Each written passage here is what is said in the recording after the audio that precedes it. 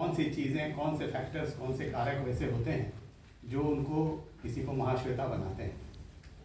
तो आप देखिए कि महाश्वेता देवी का जो परिवार है, जो उनका लालन पालन जिस परिवार में हुआ है, उसमें आप देखेंगे सभी जो है वो एक से एक ल्यूमिनरीज हैं। जितने भी लोग हैं आप देखिए कि उनके पिता मनीष घटक बहुत बड़े लेखक बांग्ला के, और ऐसा लेखन उन्होंने किया है जो कि बांग्ला भद्रलोक का जो लेखन था उससे बिल्कुल अलग वो लेखन जाता है।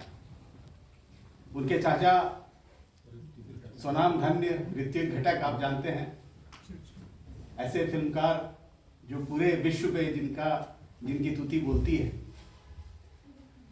उनके मामा ईपीडब्ल्यू पत्रिका के संपादक रहे, उनके संस्थापक रहे। उनके पुत्र बहुत ही मशहूर कवि नवारुण भट्टाचार्य।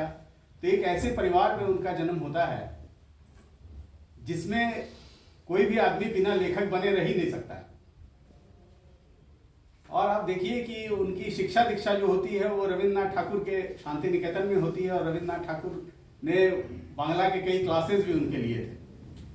और छोटी सी महाश्वेता जब 7-8 वर्ष की थी, उन्होंने रविन्द्रनाथ ठाकुर को कहा कि आपने इतनी किताबें क्यों लिख दी हैं, मैं तो इतना पढ़ भी नहीं पाऊंगी। ये सवाल करती हैं उनसे। तो एक ऐसे माहौल में उनकी पैदाइश होती है, उनकी परवरिश होती है। तो निश्चित रूप से, और शांति निकेतन के माहौल का भी असर है। जिस डेमोग्राफी में, जिस भूगोल में शांति निकेतन स्थापित हुआ था, वहाँ पूरे संथालों की बस्ती थी, और उसमें जा करके उन लोगों ने बहुत सारा काम भी किया।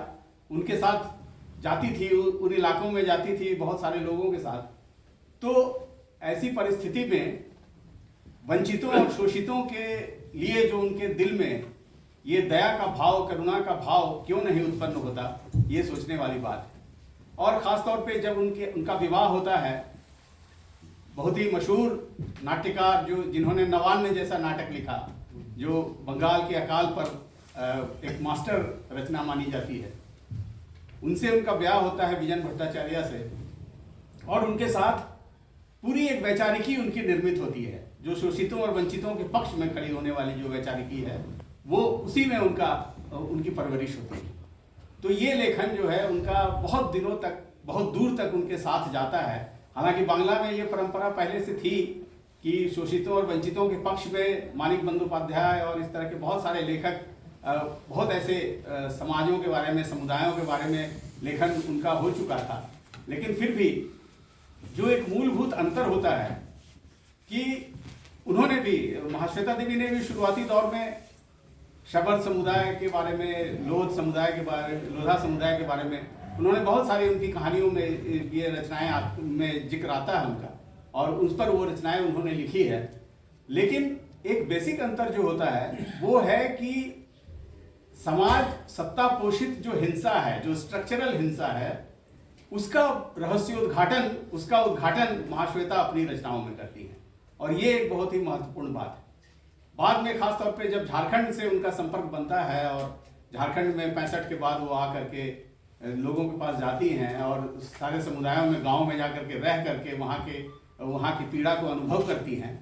हालांकि बहुत सारे विद्वानों ने इसका विरोध भी किया है कि ये ट्रिप लगा करके लेखन जो करने का तरीका है ये ठीक नहीं है। लेकिन महाश्वेता देवी ने ये साबित किया है कि ट्रिप लगा करके भी जो लेखन किया जाता है, अगर आपकी नीयत सही है और अगर आप उस स्तर पर जा करके उनके जीवन के साथ घुल मिल सकते हैं, तो अच्छा लेखन, स्तरीय लेखन किया जा सकता है, प्रामाणिक लेखन किया जा सकता है। इसे महाश्वेता देवी ने बार बार साबित किया है। उनके बहुत सारे उपन्यास जो झारखंड के पृष्ठभूमि पर हैं, यहाँ के नायकों के बारे में हैं, उन उपन्यासों को आप पढ़ेंगे तो एक नया दरवाज़ा आपके सामने खुलता है। एक नए तरीके से चीज़ों को देखने की एक दृष्टि विकसित होती है। ख़ास तौर पे आप देखिए कि जो उनकी स्त्री दृष्टि है उसको भी लेकर के कुछ कहानियाँ, उनकी मास्टरपीस रचनाएं, जो द्रौपदी नाम की जो रचना है खास तौर पे, उसको आप देखेंगे। जब उसका मंचन कन्हई लाल करते हैं और उनकी पत्नी उस द्रौपदी मांझियाइन के उनकी भूमिका में जब वो आ करके पूरे स्टेज पर, एकदम जीवंत स्टेज पर जो वो पूरी तरह से निर्वस्त्र होती हैं, तो वो एक पूरे पूरे दर्शक समुदाय को बिल्कुल स्टंड कर देता है। वो कहानी की भी ताकत है और उस प्रस्तुति की भी ताकत है। वो वैसी स्थितियों में महाश्वेता देवी वैसी कहानियां लिखती हैं जो जलते हुए सवालों की तरह आपके हाथों में एकदम अंगारों की तरह वो आती है और आप उससे दूर नहीं जा सकते हैं। तो महाश्वेता देवी ने जो भी लिखा है उस तरफ हम लोग ज़्यादा से ज़्यादा प्रवृत्त हों, ज़्यादा से ज़्यादा उनको पढ़ें, हम लोग उनकी वैचारिकी को समझें और तभी ये सच्ची श्रद्धांजलि के रूप में सामने आएगी। धन्यवाद।